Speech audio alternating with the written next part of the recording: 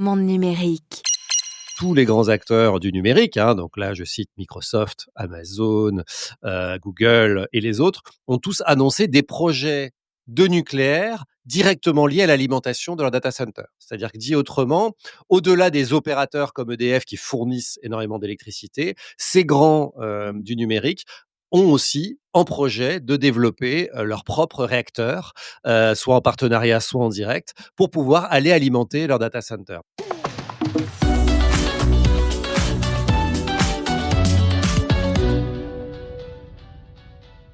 Bonjour Julien Villeray, Bonjour Jérôme.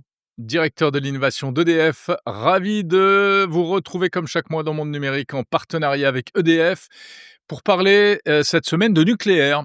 C'est un peu au cœur de la révolution, notamment de l'intelligence artificielle aujourd'hui, le nucléaire, l'énergie d'une manière générale. Et début novembre doit se tenir à Paris, Nord-Villepinte, le World Nuclear Exhibition. Alors c'est un salon très professionnel, mais c'est un déballage d'innovation en matière de nucléaire, c'est ça ? Oui, c'est le salon international du nucléaire civil, ça a lieu tous les 2 ans. C'est un peu le CES du nucléaire, d'une Waouh. certaine mesure. C'est-à-dire que, il y a quand même, plus de 23 000 visiteurs, en tout cas en 2023, il y avait tant de visiteurs que ça. 1 000 exposants et entreprises qui sont présentes. Donc c'est vraiment un moment important pour la filière. Et c'est vrai, quand on pense nucléaire, on pense plutôt à des installations industrielles qui ont été construites dans les années 80, 90 et cetera. Mais en fait, il y a énormément d'innovations en permanence dans le nucléaire. Et puis évidemment, EDF, en tant qu'un des premiers exploitants nucléaires au monde, on est très très présent en fait sur toutes ces innovations nucléaires qu'on va présenter sur le salon. Et donc je me suis dit que c'était pas inintéressant qu'on en partage quelques-unes aujourd'hui.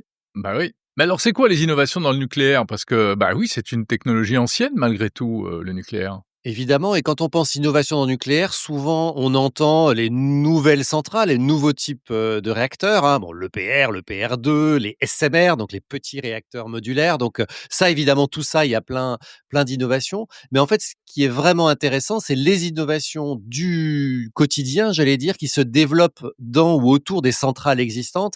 Et c'est là où aujourd'hui il y a des vraies innovations. Par exemple, je crois que c'est une société dont on a déjà parlé il y a quelque temps dans ce podcast, mais qui s'appelle Metroscope, qu'on a créé en Mmh. 2017.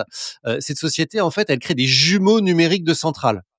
Alors, c'est quoi un jumeau numérique de centrale? C'est un ensemble d'algorithmes, donc c'est de l'intelligence artificielle. C'est un ensemble d'algorithmes qui copient de façon numérique, donc dans des serveurs en mode SaaS, une centrale nucléaire. Alors, vous allez me dire, ça sert à quoi? Et ça sert à quoi?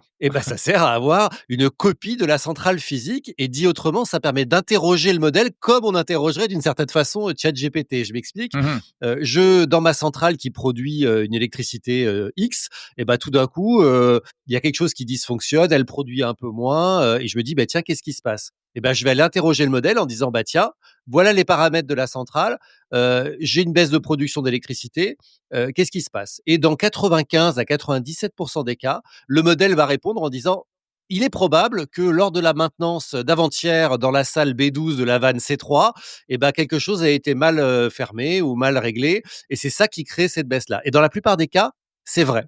Alors, Ah ouais! ça permet de faire quoi? Ça permet de gagner en fait beaucoup, beaucoup de temps, et donc beaucoup d'argent, puisque le temps, c'est de l'argent dans le monde du nucléaire. En moyenne, on estime que chaque site surveillé, donc chaque site dupliqué, il y en a à peu près une centaine, de centrales suivies à date par ce système Metroscope, c'est 500 000 $ de gains en moyenne par an. Donc en fait, ça va très vite. Et donc ça permet, pour un investissement très modique de quelques dizaines de milliers d'euros ou de dollars par an, d'avoir ce gain de 500 000 $ par centrale en moyenne et par an. Donc c'est quelque chose de finalement qui paraît comme ça très simple, mais c'est très opérationnel, mais ça demande évidemment des développements informatiques très très développés. Ouais, parce que naïvement, la question que je me pose, Julien, ça veut dire que le jumeau numérique, il est en permanence mis à jour en temps réel, en clonage de la centrale, de la vraie centrale, en fait? En fait, le jumeau numérique, il recrée tout le système, tout l'appareillage finalement de la centrale, et on peut Mmh. injecter à n'importe quel moment dans le modèle les paramètres de la centrale en live, et donc c'est ça qui permet derrière de l'interroger, effectivement. D'accord. Autre innovation, en matière de nucléaire?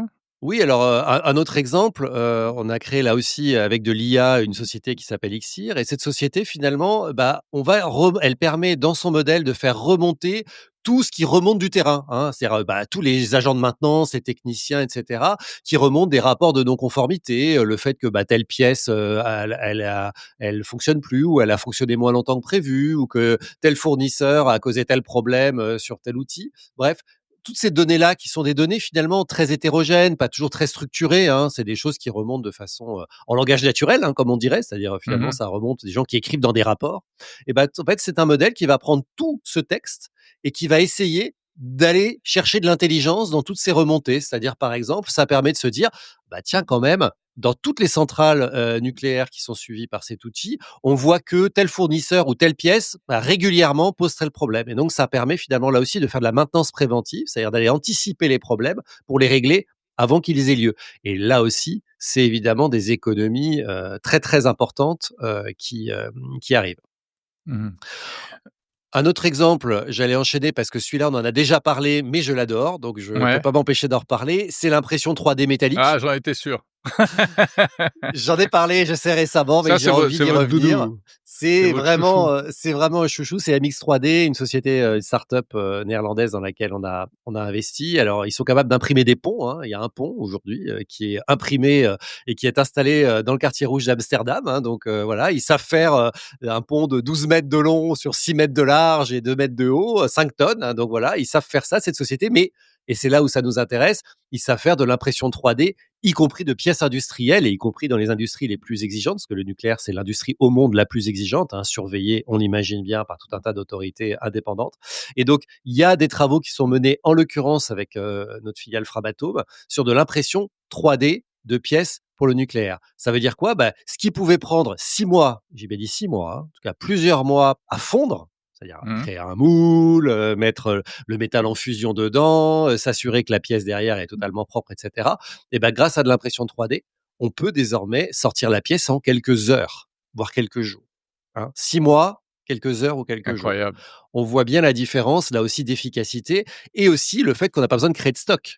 Parce qu'évidemment, quand il faut 6 mois pour fondre une pièce, on a tendance à en faire un peu plus à chaque fois en se disant: «Tiens, je vais avoir du stock pour, en avoir, pour mes besoins futurs». Là, non, c'est à la demande. Donc c'est Mmh. évidemment là aussi une question d'efficacité et de coût absolument, voilà, enfin c'est absolument incroyable et on emmène, hein, toutes ces sociétés dont je parle là, au WNE justement pour les donner à voir à tous les autres exploitants, nucléaires dans le monde. Parce qu'il faut savoir que le nucléaire dans le monde est en développement, est en redéveloppement et qu'il y a aujourd'hui de très, très nombreux pays, alors on le sait en Europe, mais bien au-delà de l'Europe, qui la Chine, au Moyen-Orient et cetera, qui sont en train de développer ou de redévelopper, des centrales nucléaires et donc qui sont très demandeurs de ces solutions, vraiment, les plus innovantes, du nucléaire.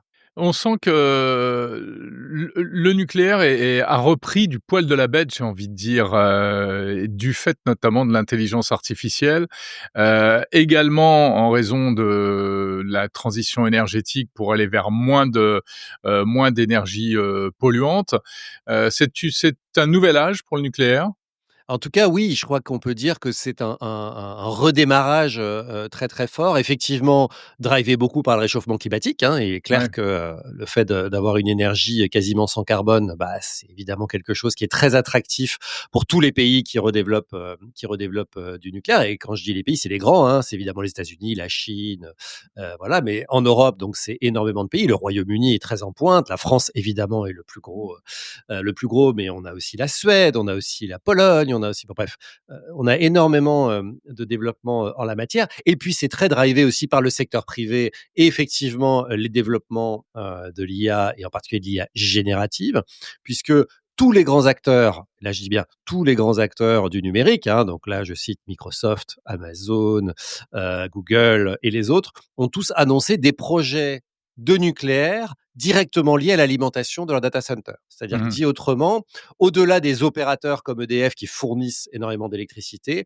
ces grands du numérique ont aussi en projet de développer leurs propres réacteurs, soit en partenariat, soit en direct, pour pouvoir aller alimenter leur data center. Parce que évidemment, les data centers, enfin évidemment, je pense qu'en tout cas les auditeurs de ce podcast sont bien au courant, les data centers, et en particulier ceux qui utilisent les GPU utilisés pour entraîner de l'IA ou faire de l'inférence, consomment énormément d'électricité. Et donc, pour que cette électricité soit vertueuse, il faut qu'elle soit très, très bas carbone et qu'elle soit en permanence en fonctionnement. Puisque Mmh. évidemment, on pourrait se dire, bah, tout ça pourrait être alimenté par des renouvelables. En fait, non, puisque les renouvelables, on le sait, sont intermittents. Donc le nucléaire, c'est vraiment la solution parfaite pour permettre le développement de cette intelligence artificielle générative, on va dire généralisée, sans venir trop peser sur les ressources de la planète. Ouais. Mais en même temps, on évoquait récemment et notamment dans Monde Numérique un rapport qui, était un peu inquiétant en disant que montrant que enfin disant qu'en fait on risquait quand même d'aller vers, des pénuries d'électricité du fait de l'explosion de l'IA dans les années à venir. C'est vrai ou pas? Alors, évidemment, faire de la futurologie, c'est très difficile, hein, donc je m'y risquerai pas. Si on regarde, la plupart des rapports extrêmement sérieux, et on en a encore eu un d'ailleurs hier, qui est tombé, sur le sujet, on voit qu'effectivement, le driver de l'augmentation de la consommation électrique, c'est l'IA. Un petit effet à ce stade mineur, hein, en France, ça serait plus 1 de consommation lié à l'IA, plus 2, plus 3 aux États-Unis, donc on reste encore dans des choses assez maîtrisées. Heu, pour tout le reste des usages, la mobilité électrique, l'électrification de l'industrie, des process industriels, et cetera, on n'est pas aujourd'hui sur une consommation en augmentation. Alors pourquoi? Bon, d'abord parce qu'on connaît quand même, une période économiquement un peu difficile, hein, et c'est vrai dans le monde entier, hein, c'est vrai en Chine, c'est vrai aux États-Unis, c'est vrai en Europe, mais aussi parce que, et ça c'est un phénomène dont parfois les études ne tiennent pas compte, c'est qu'on vit dans un monde d'efficacité énergétique. C'est-à-dire que oui, bien sûr, il y a de plus en plus de climatisation, oui, bien sûr, il y a de plus en plus d'électrification des flottes de voitures, oui, et cetera, et cetera. Mais en même temps, la technologie progresse et la technologie progresse toujours vers de l'optimisation de la consommation électrique. Donc en fait, on le voit bien chez nous particuliers, nos réfrigérateurs, nos lave-vaisselle, nos téléviseurs, et cetera, consomment beaucoup moins d'électricité Mmh. à usage équivalent qu'il y a 10 ans. On le voit bien, les étiquettes énergie en Europe ont même dû être refaites, hein, puisqu'en fait tous les appareils étaient A. Donc à un moment, ça n'avait plus de sens. Donc maintenant, je ne sais pas si vous avez remarqué, mais c'est A+, A++, A+++, Ouais, parce que il y a en il y a fait, des subtilités. l'efficacité énergétique générale, est absolument, est un mouvement de fond absolument évident et qu'on connaît depuis maintenant des décennies. Donc on a finalement à la fois ces nouveaux usages qui se développent et en même temps une efficacité énergétique qui continue de se développer également. Donc cette tension fait qu'aujourd'hui, on est à peu près flat. En tout cas, il faut être très rassuré pour ce qui est de l'Europe et en particulier de la France. On est aujourd'hui plutôt en surproduction par rapport à la demande. Donc, on a aujourd'hui une électricité très, très abondante. C'est d'ailleurs pour ça qu'on voit, et particulièrement en France, et on en est très heureux, beaucoup de projets de data centers qui sont annoncés ces derniers temps. Parce que en France, il y a beaucoup d'électricité bas carbone à un prix raisonnable qui est disponible.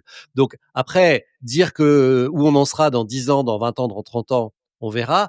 Objectivement, il y a assez peu de risques qu'on manque d'électricité dans le monde, dans les prochaines décennies. Eh bien merci de nous rassurer, Julien Villeray, directeur de l'innovation d'EDF.